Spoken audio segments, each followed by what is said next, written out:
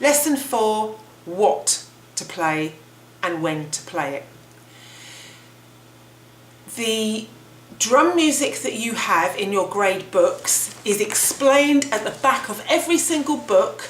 There is a drum notation explained. There it is. It tells you what each note means. Okay, so you can find out what you're supposed to be playing. Everything's listed there. At your first grade, you need to know crashes, hi-hat, snare, kick drum and ride for sure. You're going to need all of those. Now, the good thing is, as you start to look at the music, it will make some sense to you, even if you've never read music before.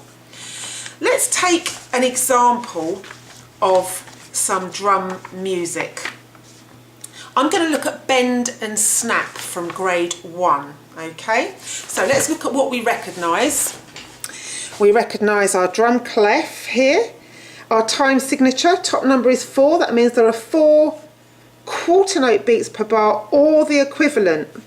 1 beam line is the equivalent to 1 tail, and we know that 1 tail is an 8th note. 2 8ths make a quarter, so we could expect beat 1, beat 2, beat 3, beat 4.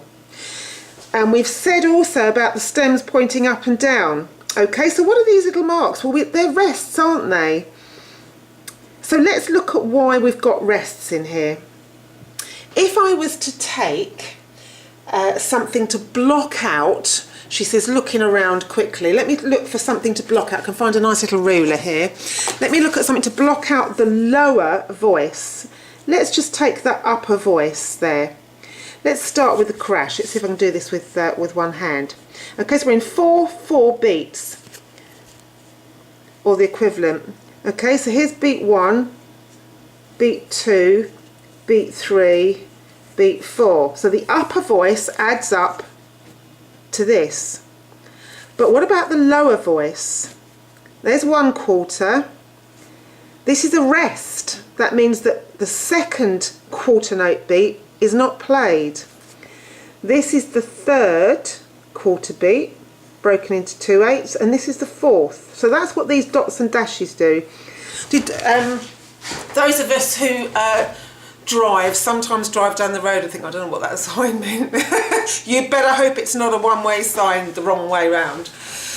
Don't go through life not knowing what these mean, because they're not anything to be worried about, frightened of. All you need to do is, if you've forgotten, go back and look at the lessons again and remind yourselves, because once you know, then it just makes life a lot easier.